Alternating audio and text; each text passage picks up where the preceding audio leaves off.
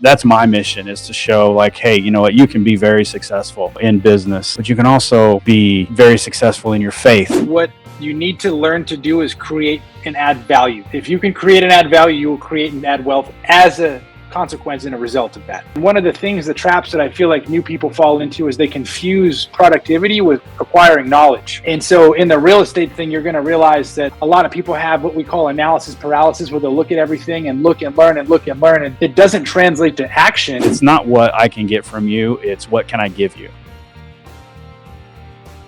Mark Beal. Yep. I'm actually from Massachusetts, and I joined the U.S. Air Force in 2009. Young kid from Massachusetts. I grew up about an hour south of Boston in a little town called Wareham. It's the town just south of a place called Plymouth, where the Pilgrims came. And in 2009, I went to U.S. Air Force basic training. Everybody in the Air Force, U.S. Air Force, goes to San Antonio, Texas. I'm actually living in San Antonio right now. And I learned that I had a funny accent, and I needed a maca and a Shopee. And everyone was like, I can't understand what you're saying, dude. I didn't know I had one. I've learned to speak English since then, I feel like. But yeah, man, I grew up with a single mom. My dad was not around at all. My dad really chose not to be. He's not really a good guy at all. Totally demonized. And my mom was a school bus driver. And, you know, I grew up in Section 8 and food stamps and kind of the low-income housing projects. And grew up as a fat kid. And you know, it's interesting. It wasn't until about 30 years old that I realized how serious not having a dad actually is to a child and a human. Sure. You know, because that doesn't go away. And that was super significant. And so what ended up happening, which I wasn't really aware of as I was growing up, is that caused a massive breach in who I understood myself to be. And I sought to affiliate myself and find identity in either social cliques, certain friends, hobbies, activities, drugs. It became drugs for me. And, you know, I can go down the line. You know, when I was in, you know, early elementary school, like I played baseball and basketball, and, you know, I was pretty good at pitching. And then my mom, I still don't know why to this day she didn't sign me up again, but I didn't. And then I kind of got into skateboarding a little bit, and, you know, the rollerblading, that extreme sports kind of scene a little bit. And, you know, I was fat and out of shape, and I wasn't that good at it, but it was more like a social thing to me. And then I got introduced to drugs in 7th grade. A kid that I went to school with in 7th grade would give me his Adderall, and I would take them, and I was like, well, I kind of like the way these things make me feel. You know, it's super demonic, but you know, it's part of my story. And then I got into playing guitar. And I got super good at playing, you know, like metal guitar, like Metallica, and don't do that anymore, but I did. And as I was in high school, I was like, man, I'm actually really attracted to females, and I'm fat and self-confident. Super insecure, and this just isn't happening. And so I started to reduce, you know, I started to be a little bit more disciplined on the way I ate, and I ate less, and I started to go to the gym. And my senior year of high school, I lost probably 80 pounds. And then, you know, shortly after I graduated high school, I ended up losing about 120 pounds in total. And I got like real skinny, man. I went from looking like the Michelin tire guy to, you know, a marathon runner. And then I started to get, you know, into bodybuilding a little bit, and I got real beefy. And then I joined the military because I was actually in, you know, much better shape. And that, you know, I think if I look in hindsight, I think God was in that a lot, because it was a catalyst to change my mindset from being a victim and to thinking that something that is what I perceive to be like daunting is actually possible. You know, because I was kind of groomed by my upbringing and the cultural context in which my family produced, that if it's too hard, don't do it. And, you know, and I'm not blaming them. They just didn't know. I couldn't, you know, my mom couldn't give me anything she didn't have. Right.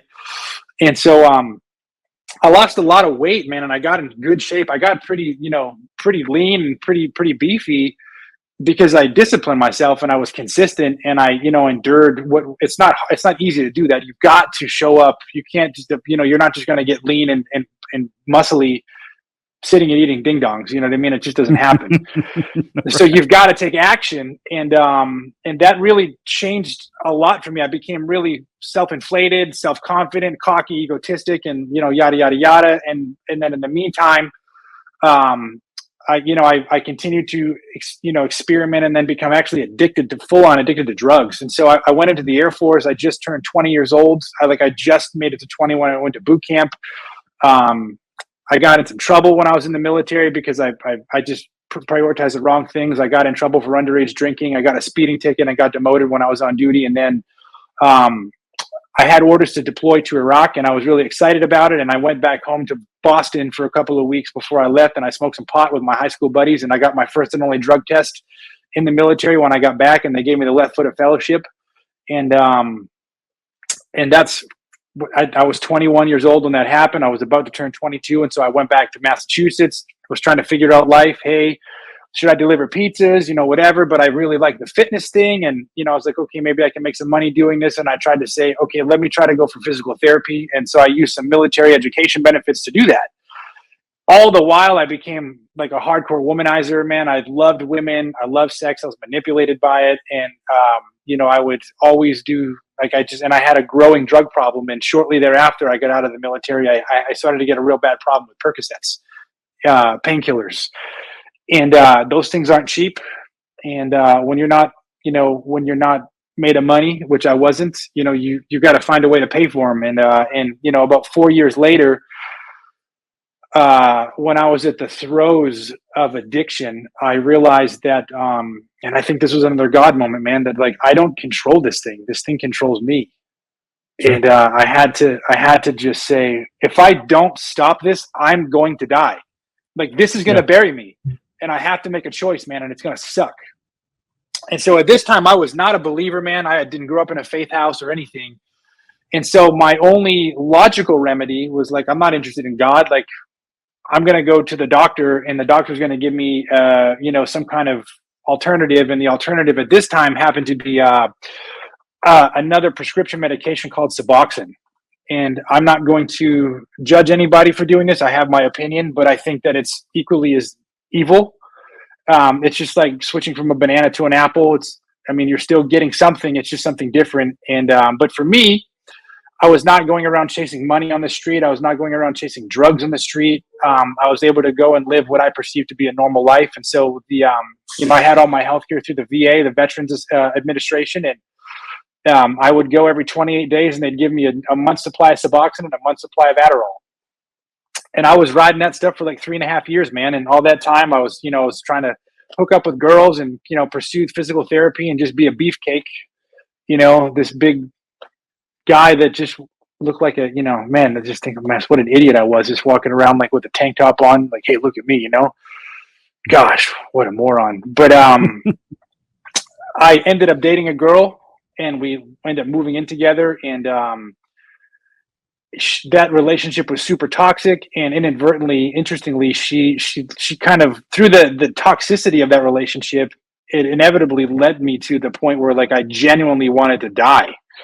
And for the first time in my life, I was like, man, I can't really envision myself being happy again. Like I came so far from where I was when I first met this girl down.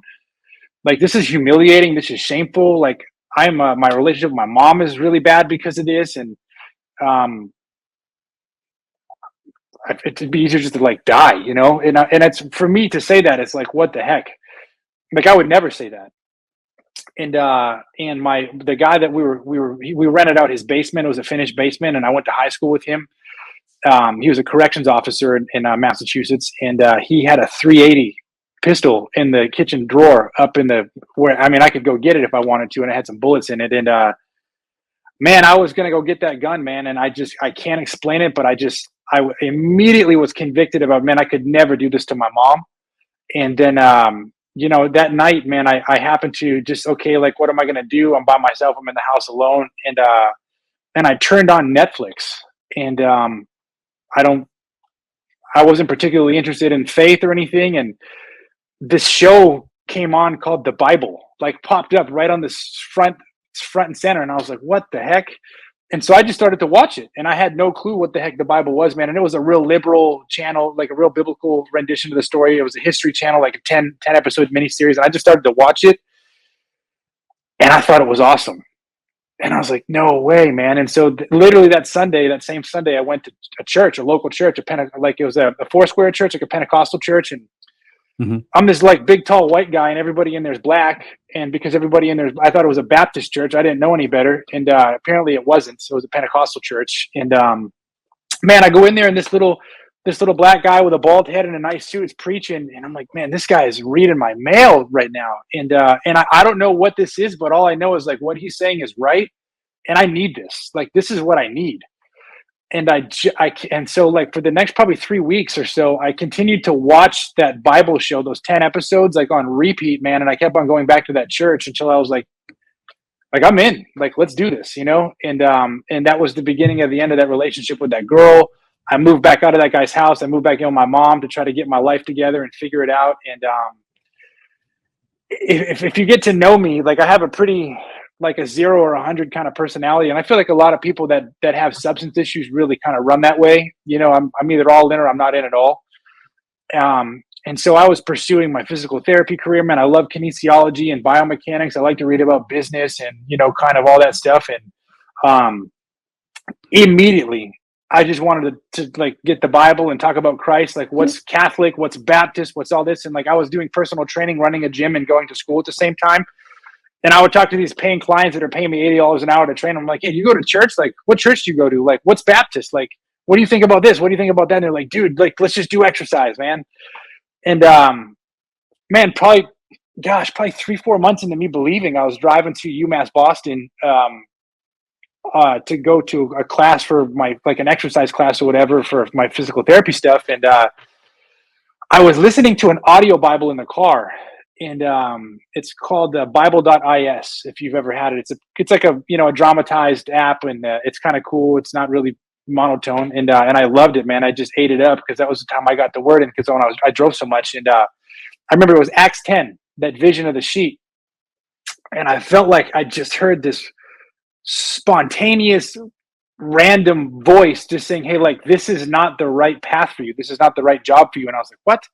Like, I've been doing this for like a long time. Like, I put so much money into this, and lo and behold, man, a couple months later, I actually witnessed like somebody's back got healed by a prayer, and I was just like, what was that, dude? Like, I can't unsee that.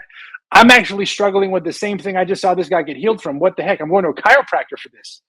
And it just challenged me a lot, man. And I just, I was so drawn towards just wanting to get into the word and like be in the church. And I ended up actually walking away from the physical therapy credentials altogether. And I went to a Bible college, and I got a degree in Christian ministries. And I actually just a couple of months ago finished my master's degree. I got an MDiv degree. And I was planning on going back into the Army as a chaplain.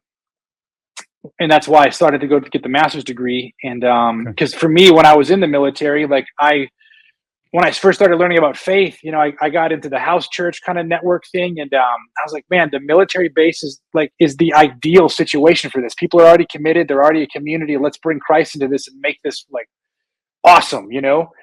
And that was why I tried to go back in. And they would not let me. I was not able to go back in because of my previous mistakes. And so I moved to San Antonio, Texas, because there's 3 large military installations here that I can disciple military guys, you know, keeping my regular clothes and keeping my face not shaved. And I can go on to base. I can go shopping on base. I can do whatever. And there's just a lot of military people here. So that's actually why we're here in San Antonio. I'm Scott DeVore with DeVore Capital Contracting, multi-service licensed construction company. We are a certified roofing and general contractor. We do everything from residential to commercial roofing and all other construction services. If you are a homeowner or a commercial building owner and you have any roofing needs, from repairs to replacements to tarping, please reach out to us at 844-4DeVore or at the link below. My value, like when I first became a believer, man, like my entire value system was radically changed. Like, I haven't looked at porn since 2017. I haven't touched drugs since 2017. I actually probably should share about this, because about 8 months. No, I became this time when I was going to blow my head off, and I met Christ was in August of 2016. And so in March of 2017, so that's what, 7 months later, 6, 7 months later, um, I had a prayer journal, and I found it when I moved out of Massachusetts, actually, and it was dated for March 10th, 2017. And I was praying, man, and I felt like I just heard this voice tell me that if you trust me, like, I'll let you go. And this was circa when I was still taking the Suboxone and the Adderall, and and I was also chewing tobacco at the time, and I would smoke pot too. And I knew, like, I just had this weird conviction, like, dude, this is so bad for me. I'm poisoning my body. Like, I shouldn't be doing this. But at the same time, dude, I've been on drugs for like 20 years, and it's like I can't even fathom being off drugs. It was a mindset thing, right? And Yep. man, I just believed it. I just like, hey, man, this got to be God. Like, God's for me, and He's able, and I'm just going to believe this. And so I went to my psychiatrist, because I have to go to the psychiatrist to get the controlled substance medication. And he knew that I had this faith encounter, and like this was actually like turning me a little bit. And I was like, hey, man, like, I think I'm all done. I'm going to stop this stuff. Like, I don't want this anymore. And he's like, yeah, that's cool. That's awesome. I'm happy for you, but you should take at least another month's supply home in case you get sick. I was like, all right, let's do that. Let's follow up. And man, I stopped. I had like $100 vape pen. I had like $300 in marijuana. I had some paraphernalia, and I had a full bottle of Suboxone and a full bottle of Adderall, man. And I just threw it all away. Wow. And I stopped taking this stuff, dude. Cold turkey, man. I stopped it. Just stopped. And I mean, if you had a pass with this stuff, some of these things you can't stop taking like that. You can't do it. You'll get sick. You'll have serious withdrawal symptoms, and I've experienced that before, man. And I tell you the truth, I wouldn't lie to you, dude. I experienced radical liberation with zero. I didn't get sick. I have zero withdrawal symptoms. And for the amount of this stuff I was taking, for the amount of time I was taking it, dude, it should have taken me 6 to 12 months to taper off. Right. And I glory to God. That has nothing to do with me, man. And amen. That is and I went and I was telling this doctor, like, when I went back to follow up, and I was like, hey, man, yeah, I had this experience. Like, I had this experience, and I haven't touched it, and I'm fine. And he's like, dude, I don't even know what to say about this right now, but this is awesome. And and then I met my wife, and like, literally I met my wife like a month later, and then the rest is kind of history, you know.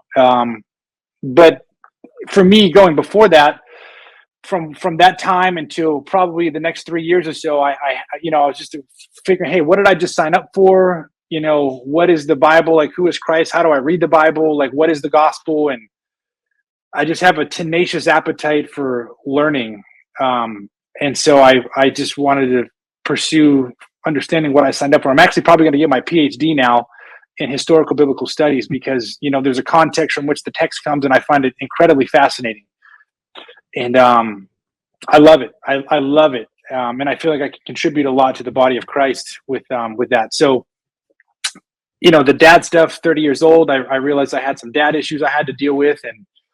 And that whole, I'm kind of trying to circumvent here, because all of this stuff, like with my dad stuff, like my identity stuff, that entire dynamic, it's complicated and complex, and it's involved, but it informed the way that I saw myself, and it informed the way that I saw reality, and it actually informed the way that I actually perceived God. And I remember there was a time when I was 30, and I was like, hey, I want to go back into the military. And I knew I got out because I smoked the pot. I got the drug test, and I was like, they're not going to let me back in. But if God is really in this, like, He'll be able to let me in. He'll be able to make it happen.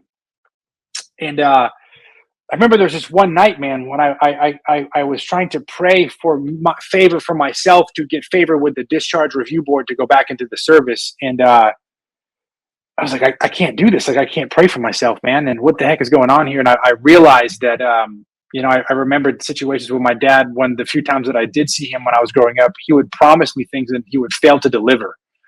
He never delivered. And I was like, dude, I don't want God to disappoint me like my dad did. And I was like, wait a minute, something's wrong with this. And so I had to go through this kind of really healing process of, you know, really releasing my dad from any kind of bitterness or any kind of judgment that I held against him, and just let it go. And I was like, hey, God is not my dad.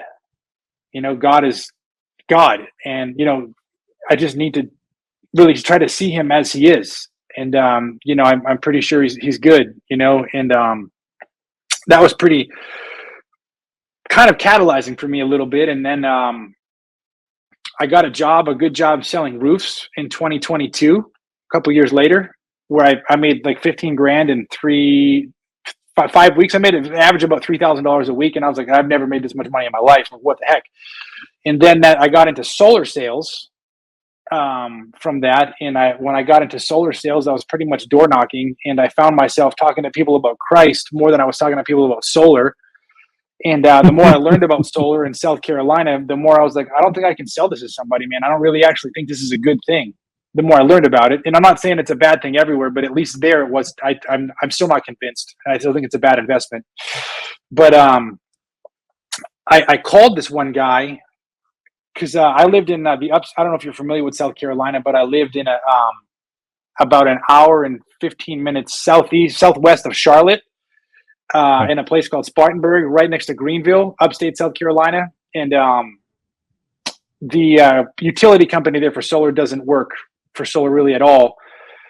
And so there's a utility company out in Myrtle Beach that was favorable with solar. So I would buy, the PPL, the inbound leads. And I called this one guy, I forget his name, but he was an older guy, and he had a huge power bill. And I was like, yeah, I could probably make a $10,000 commission on this, and I'm going to help him. And but this guy, this to me, I was already locked in with Christ. I was already good with the Bible. I was already through, more than halfway through my master's degree. And I just needed to figure out what am I really doing here, as far as, because I'm discipling guys, I'm running a house fellowship. I've got a lot of things going for me, but I'm still not really grounded with career, with my ability to provide finances for my family. And so this guy gave me an objection in sales I couldn't overcome. And he's like, hey, Mark, it's going to cost me $50,000 to put solar on my house, and it might save me $300 a month. And I don't really care about that. It's not a big deal for me. It's a minimal expense. And if my pitch is true, my sales pitch is true, he would save, $100,000 in 30 years. And he's like, you know what? Look, that same $50,000 that I'm going to spend on solar, I would rather invest it into these stocks that I'm buying. And that 50 grand in 30 years would make me $1 million. And I would rather make the $1 million than save the 100 grand. Then I was like, wait a minute, what are you talking about? And so I just asked him questions, and he gave me a phenomenal intro lesson on how money actually works. And I knew he was telling me the truth. And he talked to me about dividend, monthly paying dividends, compounding interest, different things he invests into. And I was like, oh my gosh, like I need to do this. I need to do this somehow. And I realized he was telling me the truth. I cross-checked him with a couple of my buddies that do finance that I know from Boston. And one of my friends was like, yeah, you can do that in real estate too. And we have a mutual friend who is doing it in real estate. And I was like, okay, that's pretty cool. But then, that didn't really change much for me, because I was still like, okay, I don't have a lump sum of cash to go and start investing it. And then I realized about maybe a month later, actually, that you don't need it. And I realized that because I was going out knocking on doors for solar, and I was like, man, my heart's not in this. Like, I don't like this. I hate this, actually. Like, I don't have fun. I don't enjoy this at all. And it's not really producing anything for me. I feel like I'm wasting my time. And I remembered when I was going to look for my house that I bought on a VA loan, I thoroughly enjoyed going to look at different houses. And I was like, I might as well just get my real estate license and just make a commission on this. I'm probably going to make more on this, and I'm going to have fun doing it. So like, let me just do this. So I started to do it. And then once I started getting my real estate license in South Carolina, I was introduced to creative financing subject to, and then wholesaling. And I was like, oh, so you're telling me I could go and buy a house with none of my cash, with no banks, no credit checks, no W-2s or anything. And I realized that I could. And my jaw, that was the second major epiphany, revelation, breakthrough. The first one was talking to that guy about money, that guy that I was trying to sell solar. That was huge for me. And then this was like, oh my gosh, I'm going to do this. And I can't not do this ever. Like, I'm doing this, and man, as soon as I figured out I could buy a house, by taking over somebody's mortgage or even an owner finance, I just educated myself a little bit more. And then I was like, hey, I'm going to call all these houses on Zillow. I'm going to call all these listings. I'm just going to see if they'll let me buy their house. And lo and behold, man, I found a house, a duplex in South Carolina, about 20 minutes from where I was living, that I bought with none of my own cash. And I still own it to this day. And it's, I mean, it's, and I make like $480 a month on it today. I like it. And that I was like it. that was, then I got into wholesaling, and I connected with Jerry Norton, and then I went to Puerto Rico to meet him. And then I met a guy there, Sharif Medawar, and he's a commercial guy, and he has a unique strategy that I've actually been really trying to run with quite a bit. And I paid for Sharif's mentorship, and I got my first deal with him in January of this year. And I actually ended up wholesaling a building to McDonald's for $100,000. And now in this month alone, this month of September, I will probably end up having around $4 million of real estate under contract for me to close on. That is absolutely impressive, sir. That is impressive. That is impressive. So how long, so let's go back. I've been taking notes, man. This is a lot of parallels in your life and my life, and before the camera started running. So I stumbled across a Facebook post where you were you were sharing some of your faith and some of your past experiences, and then I was like, man, this is a guy that I want to talk to. And where it clicked with me is that when I kind of I did the Facebook stalk to see, okay, where is this guy at, and so I saw the testimony, and then I saw the business. I saw what you're doing in real estate. So that's where I initially connected with you. And now that we get on camera and we start talking, I realized that we are actually in the same room at WealthCon earlier this year that Ryan Pineda puts on. And it was a fantastic event, full on worship, Sunday morning. You don't see that. You don't see that too often at these types of conferences. To see, how we, walking in your faith boldly, leading your business transactions, from a biblical perspective, that's my mission, is to show hey, you can be very successful in business, but you can also be very successful in your faith, and the two can be. A guy asked me the other day. He says, I'm about a year in my faith journey, and I'm trying to figure out how to blend them. And I said, well, that's where you're wrong. It's like, you don't blend them. Your faith, your belief system becomes who you are, and your business is just what you do. So when you understand, you hit it, identity. Too often we look at the things that we didn't have. We look at the people that caused us pain, and we adopt the identity of failure, of regret, of all of this other thing. And when we can have that encounter with a living God, when we can have that encounter with Jesus, to see these are just experiences that I've had. It's not who I am. And when we learn okay, well, who am I? Right? No, I'm a child of God, and I've been put here for a purpose, and I've been given this desire to learn and these past experiences, because you have an opportunity to speak to someone that I love the local church. The local church is so valuable to community, but you have an ability to speak to someone that your typical Sunday morning pastor cannot speak to because of where you came from. You can relate. I also was in the military, and it's we won't release this today, but just for those to understand the context, we're filming this on 9/11. I joined the Marines in 1998, and December December 2nd of 2001, our battalion went into Afghanistan. So I'm sitting on Camp Lejeune, North Carolina, September 11th, 2001. At the time, I'm a raging alcoholic. Full on Marine stereotype. And those would be things that I would carry with me for another 10 years after service. Was the addiction, was the pain, was all of these different things that happened, and through that encounter that I had with Jesus that actually saved my life. Very similar. I was sitting in my house one day with a pistol in my lap, and I was just trying to drink enough to where I numbed myself, and I ended it. And I had a literal knock on a door from a buddy of mine that I hadn't seen in a couple of years.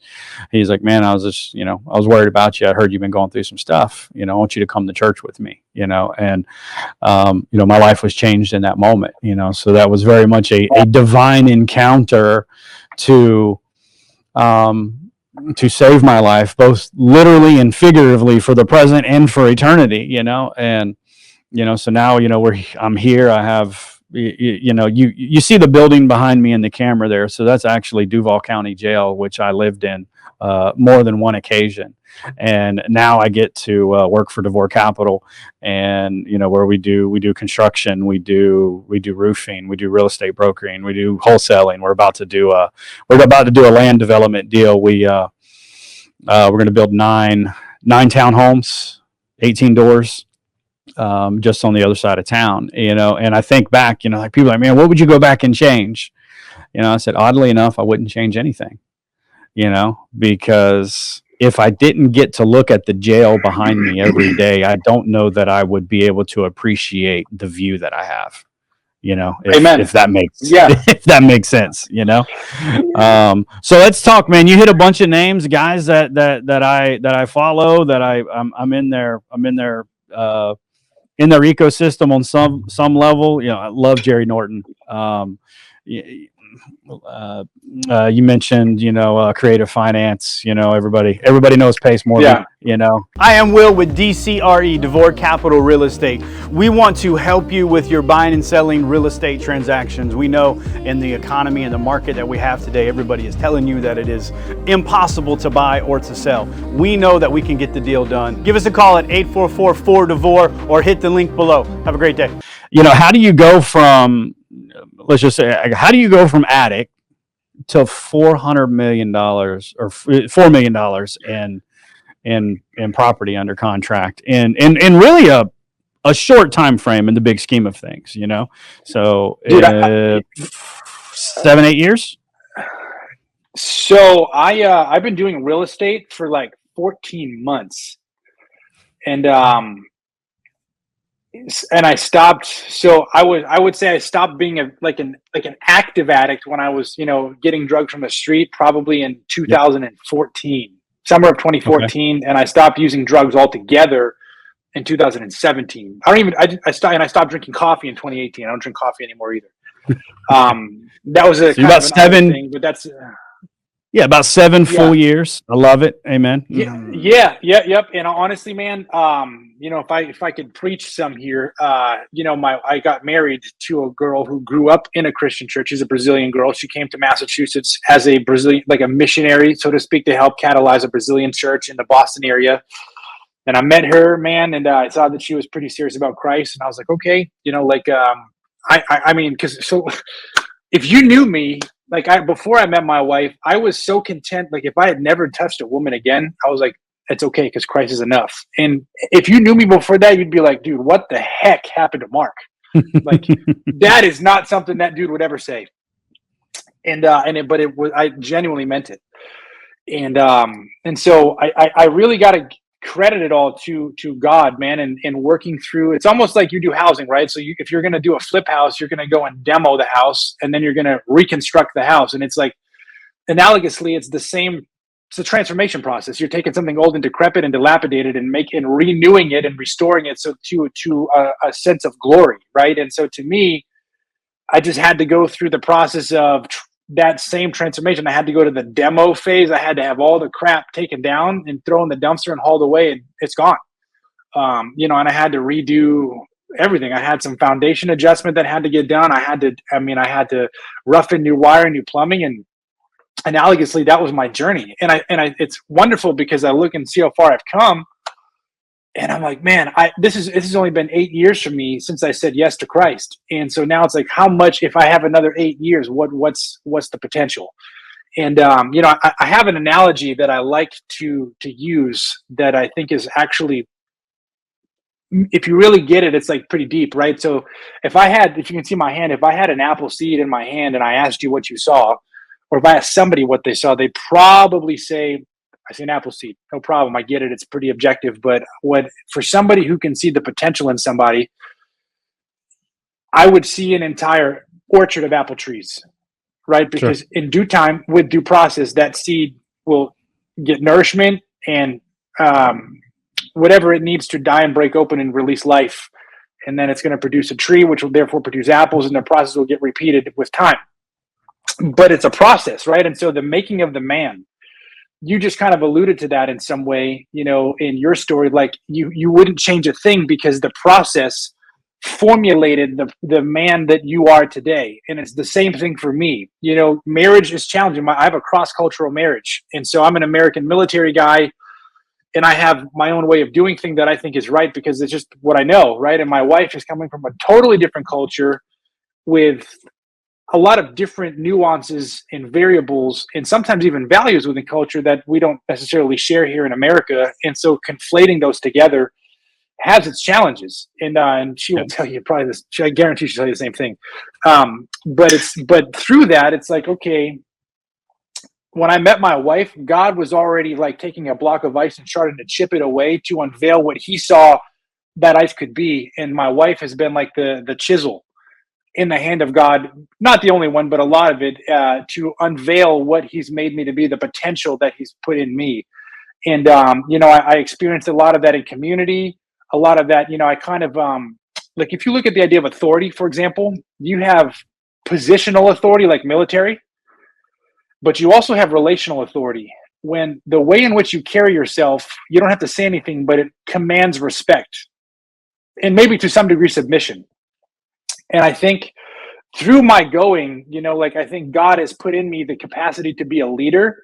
And through this, as I've been being groomed to be like a relational, like to have authority relationally. And so, and I don't mean that because I'm somebody special. It's just the way I am.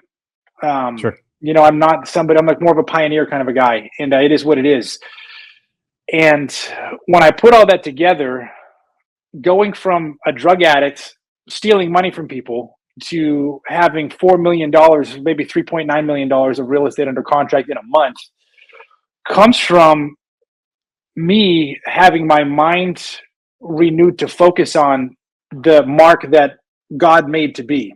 And I'll give you an example. Like when I went to that wealth con, the most convicting thing for me when I came back, and I was like, man, I'm pretty lazy, actually. And when I came back to South Carolina, to where I was living at home at the time, I shared that with some people, and they're like, dude, you're not lazy. Like, there's no way you're lazy. Look at what you do. And I was like, actually, like, what I just got a vision of is the Mark that Mark can become. Yeah. And if I look at who I can become, I'm not there yet. And one of the most immediate barrier I have is laziness. Like I'm way more lazy than I thought. And it is what it is, and the only one that can do something about that is me. And so all of that is just a mindset. It's just the way I've learned to think. And I feel like, the Apostle Paul in the Gospels, like that Philippians 3, I haven't achieved this yet, but one thing I do, I press on. Yeah. And I don't look back. And I have this goal in front of me. I know where I want to go, and I know how to get there, and I'm going to get there, and you are not going to stop me.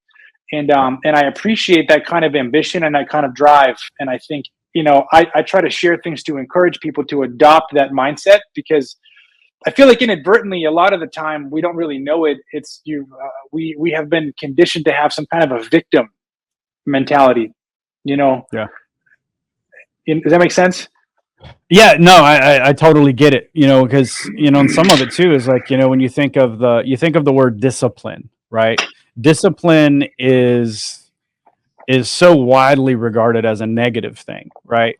And when you Yeah. think even in the context of the, you talk about, your fitness journey and your weight loss journey, the discipline that it takes to get started down that journey is painful, right? Yes. Like you're changing habits, you're changing behaviors. It's like everybody has the same amount of time every single day. So when you see these guys like Ryan and like Pace and like Grant, and I just learned today that Grant Cardone started Cardone Capital when he was 52 years old. Mhm. Right? He's 66 today. So when you think of when something switches and you decide, no, today is the day that I'm just going to be better than I was yesterday, and I'm going to lean in and I'm going to be disciplined, and like, what does God have for me? What does he give me to steward over? And how am I going to press forward, into that? When you look at, we were talking about it here at the office yesterday, right? The Apostle Paul was obsessed with his mission. Correct. He was absolutely obsessed with his mission. Nothing was going to get in the way of his mission. And when we can adopt that mindset of, okay, I am obsessed with living out my faith to the best of my ability. I am obsessed with being the best possible father that I can be. I'm obsessed with about 6 things, and nothing else matters. Yeah. Like I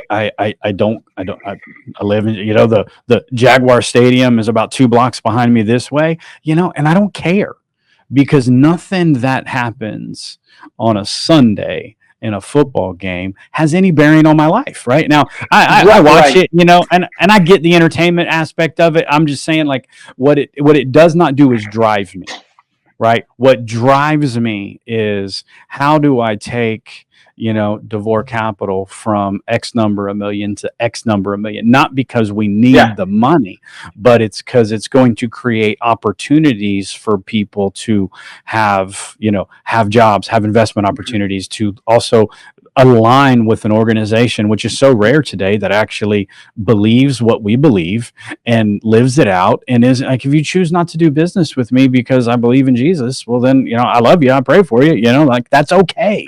I don't need to compromise in order to get a deal, right? But it's that obsession. We had that obsession with the drugs and the alcohols and the women and and all these other things, and now it's shifted, right? And somehow a lot of folks in like the recovery world, like, oh, my life is over now because I don't have the alcohol, I don't have the drugs, I don't have this. And like, no, it's just beginning. It's just beginning. And like, I love seeing people that come out of addiction lean into their faith, lean into their businesses, because you will not outperform somebody that came from the mud and it clicked. You just won't. Yeah. Because you can't. Because there's something deeply wired in their DNA that when it gets lined up with what Jesus has in store for them, they're going to kill it. And you can't beat them.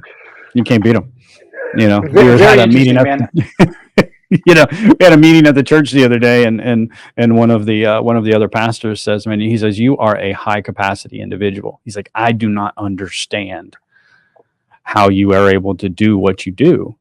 And, it's just a different mindset, because I do have a full-time job, a full-time family, a full-time ministry, and I have all of these, everything is full-time, right? And I got the same amount of time as you got. And that's my response. Like, I got the same amount of time as you got. Right. So what could you clean out that's not important, that's not going to help you accomplish the mission, that you can replace it with something that is, and, so when you see, $4 million, under real estate, under contract in real estate, I see you, and now you're taking these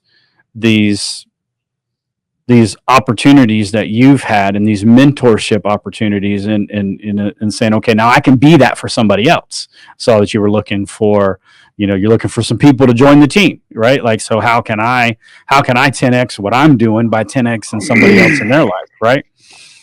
You know, it's interesting, man, too, like talking about development. When I got into, the entrepreneur thing and being my own boss, it does require, it's because of the demands that it puts on you, because nobody's telling me to show up at this time and at this place for this many hours and this is what I'm going to get. I have to do that for myself, and I have to hold myself accountable.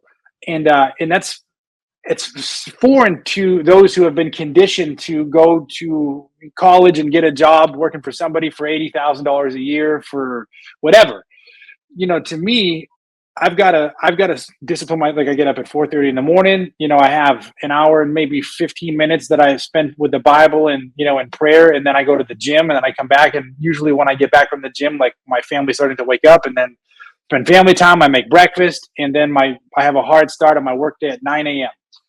And I've got to be faithful to that schedule, and I've got in my workday, I've got time allocated for certain things, so that way I can have a clean schedule, so I'm actually efficient and not just busy. And that's been a huge blessing for me too. But all of this is the development of Mark. Mark is developing into a capable and competent leader, not just somebody who has the potential, but the potential is being stretched.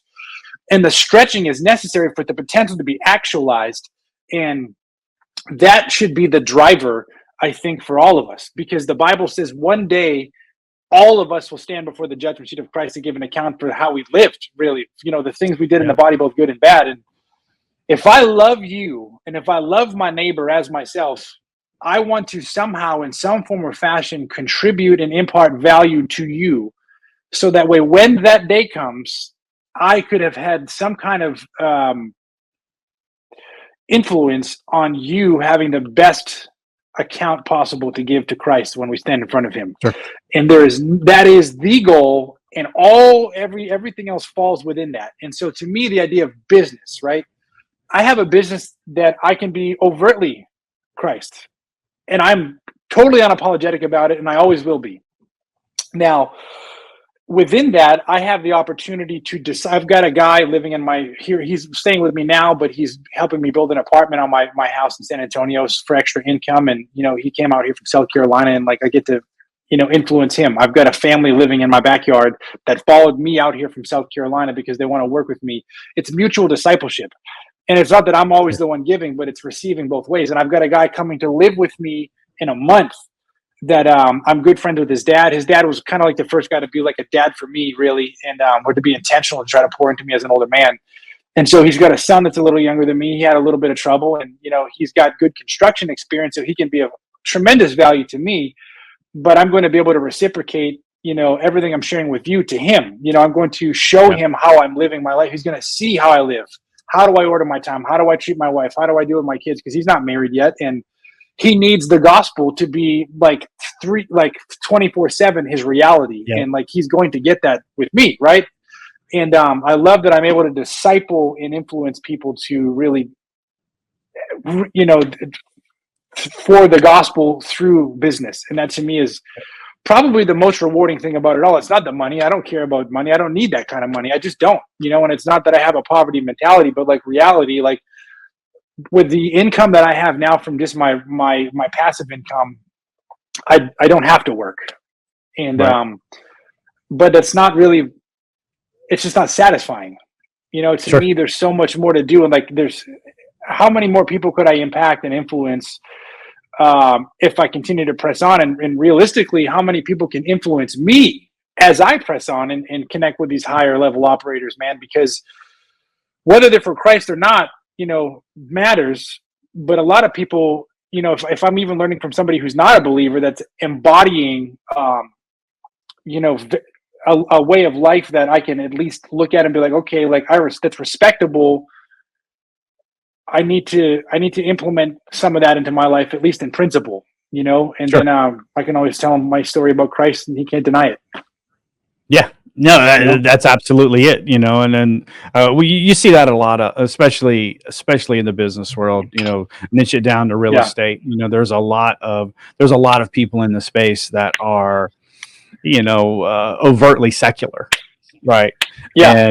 But they're tremendous operators, right? They can get it done, right? So when those two worlds collide, right, there is such an opportunity for them to align after that, right? And that's where we have an opportunity to not only be, be men of God, be strong in our faith, we can be strong in the business, and that's going to put us in the right rooms with the right people to share the testimony and what's been done. And like I said, you can't discredit it. You can't, like this is where I'm at, this is where I came from, and this is where I'm going. And man, it's powerful. It's absolutely powerful. Yeah. And I love it. I'm not a drug addict anymore, and this is how it happened.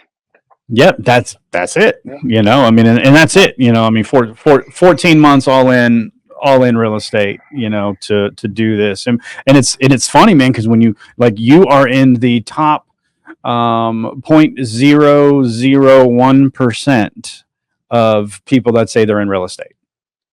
And you've been able to do that in 14 months because you are leaning into what God wants you to do, and you are being disciplined in the behavior. Like most people run out and they're like, oh, I'm in real estate now and I got my license. And guess what? I am never going to sell a house because I'm not disciplined, And so let's talk about that for a second. So I'm the new guy in real estate. What would you tell me to do? What's my first 3 action steps to get started to where I can make this a career? Hope you're enjoying the content. I want to invite you to check out the Free Factor podcast hosted by myself, Scott DeVore, aka Free. I sit down with entrepreneurs, entertainers, musicians, all types of people who are bringing value and education and mindset. So check out the Free Factor podcast at the link below. I'm going to hit you with a Bible verse, and it's Proverbs 29:18, and it says, where there is no vision, that people run wild or they perish. So you've got to understand, if you're a new person in real estate, if you're hearing me, this guy with a pink shirt on, and a nice house in the background, I would suggest strongly that you look at, where do you want your life to be in 5 years? What is, financially, where do you want your business to be? How do you want to be with your wife? Or if you're not married, do you want to have a spouse? What about your kids? What about your health? Your recreation, where are you living? How is your environment? Kind of all those things, and be as clear as possible. I'll give you an example. For me, Mark, I want to have $80,000 in passive income a month in 5 years. And so, okay, am I going to do that through acquiring residential properties? Am I going to do that through syndicating multifamily? Am I going to do that through mobile home parks? Am I going to do that through just amassing a bunch of commercial properties and renting them out on a triple net lease? They're all possible to do it, but which one am I going to do? Which one of these vehicles is going to catalyze me to reach my goals? Okay, if I want to do this through single family residential, what city am I going to invest in? What part of the city am I going to invest in?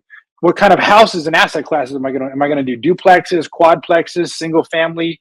How am I going to buy them? All of that stuff. And I'm not trying to overwhelm you, but if you don't have the vision of where you want to be, like, you're going to be aimless. And so you can engage real estate in so many different facets and so many different ways. If you don't find like a way or two, you're going to spin your wheels, and you're really going to think you're doing things, but you're actually not going to be doing anything. Right. And one of the traps that I feel like new people fall into is they confuse productivity with acquiring knowledge. And so in the real estate thing, you're going to realize that a lot of people have what we call analysis paralysis, where they'll look at everything and look and learn and look and learn, and it doesn't translate to action. And if it doesn't translate to action, you're not going to, whatever you learn doesn't mean anything anyways. So dial in goals for like in the next 5 years, and take an entire day to actually sit and say, hey, where do I want to be? How much money do I really need to live the life I want to live? Do I want to have a house in the Mediterranean coast because I love history and I love Europe? Well, for me, like, I think that'd be awesome. And I think that enriched my life with my wife. Not because I'm trying to live in luxury, but, I love history. And, if I can share my faith and do something faith-based in that area, which I think I can, I would love to do that. Introduce my kids to another culture as well. I would love to do something like that. So dial in your goals real good, and then work back. Okay, in a year, if I have these 5-year goals, what do I need to do in a year to make that happen, to move the needle in that direction? And then once you figure out where do you want to be in a year, work it back into 3-month segments, into quarters. And then once you get that, then you can break your time into, maybe 6 to 10, let's say 6 to 8 habits, actions, and constraints. What do I need to do? How many, like if I want to buy, if I need to buy X amount of single family houses, how many houses do I need to be looking at a day? How many offers do I need to be submitting? How many houses do I need to close on in the next 3 months?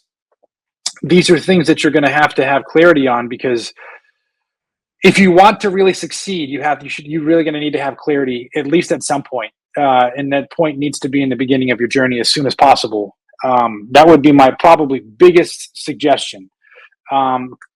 So dial in your goals, put a schedule. I have a Google Calendar that I have complete with stuff, and I need to be faithful to it, and I have reminders when things, and if I'm not faithful to it, then I get overwhelmed, I get eclectic, and I'm not as productive. I'm just busy.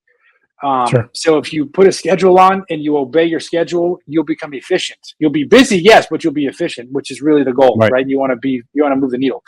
That's going to be coupled with and inextricably linked to taking action. Imperfect action gets things done.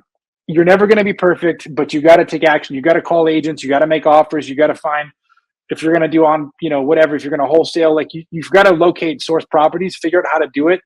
And you go onto YouTube and you're going to find plenty of free content. You don't need to go on to some crazy coaching program on the beginning. Yeah. I've done them. Some of them have been really, really valuable. Some of them have provided really no more content and value than free YouTube videos, if I'm honest. Sure. And it just depends. And so I would, go to YouTube University and get a free college education in real estate. And then you can be as successful as you want, really. And I'm being honest, read books. You don't have to pay for it. So probably those two things. And then, because you're going to find your why, and your why is going to keep you motivated when it gets challenging. And just to add on to this, I would probably want to cap out this so I don't overwhelm anybody. But when you get all excited, you learn about real estate, you learn about the potential, you learn how actually low barrier really is to get into it. You're going to get excited, and probably in 1 to 3 weeks, you're going to have this real, kind of like a high.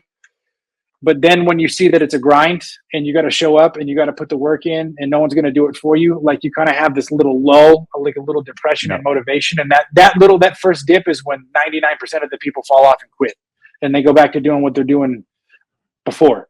But if you can persist through and resolve within yourself, make the decision that I'm going to make this happen and get through that first lull, no one's going to stop you, and then you'll succeed. That happened to me, and I'm sure that happened here too. So lastly, that's it. Yeah, that's it, man. No, go ahead. Yeah, I was just going to say, we're jumping in each other. No, I was just going to say, right? Like, what's your? This is what you just said, right? To sum it up, your vision, your mission, and your purpose, right? The vision is the what, the mission is the how, and the purpose is the why. And if you can write them things out and put them in front of you, to where they are there, and you don't forget them, and and they change, and they navigate a little bit, over time. But that vision, mission, and purpose, man, the what, the how, and the why, man, that's the answer.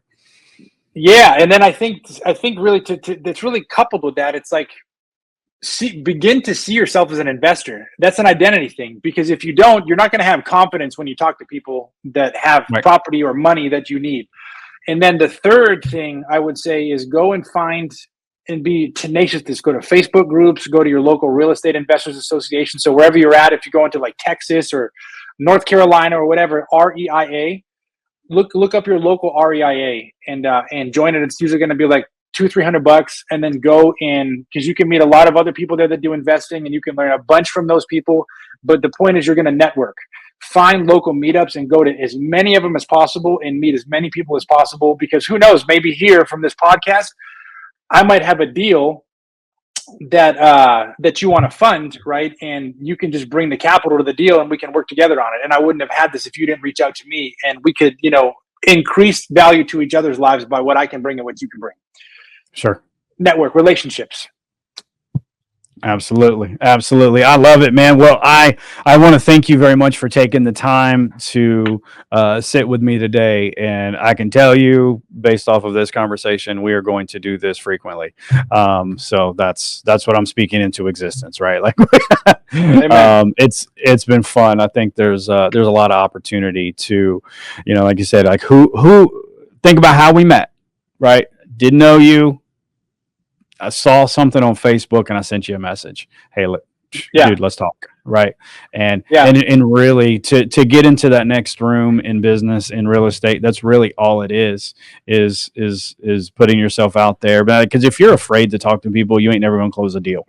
Right. So if you're naturally an introvert, practice talking to people, go to these networking events, right? Meet people, build that Rolodex. If you're under the age of 30, you probably don't know what a Rolodex is, but it's kind of like your contacts in your iPhone, right? Build that list. Who do you know? Because you might not be able to bring them value today, but you might be able to in the future, right? And that's how I look at it. It's not what I can get from you, it's what can I give you, right? Coming from a servant mentality of like, how can I serve you better? How can I help you better? Because if I'm genuinely just trying to make you better, when the opportunity comes the other way, who are you going to call first? You're gonna call that guy that gave me the free info, that gave me the free estimate, that put me in contact with his lender so I could close the deal. Right? How do I serve you to make you better? So to summate what you just said, guys, whoever's listening, what you need to learn to do is create and add value. If you can create and add value, you will create and add wealth as a consequence and a result of that. Yep, absolutely. I love it. Well, Mark, I want to thank you again for joining us today. And we are going to wrap it up. Share if anybody wants to contact you for any reason, what is the best way for them to do that? I'll shoot you my email. It's Mark, MARK, at secondchancehomes.net. And it's spelled Mark, MARK, at number 2, letter N as in November, D as in Delta, chancehomes.net. Shoot me an email. Let's do some business. Let's make it happen. And let's connect. Let's win together. Awesome. I like it. And as always, this is Will with the Will Podcast, and we hope that we've been able to share with you some wisdom, inspiration, leadership, and legacy actions. And if there's anything that we can help you with from real estate, from business operations, or help you grow in your faith, you're looking for discipleship, put a comment down below, and we will be in touch as soon as possible. Thank you, and be blessed.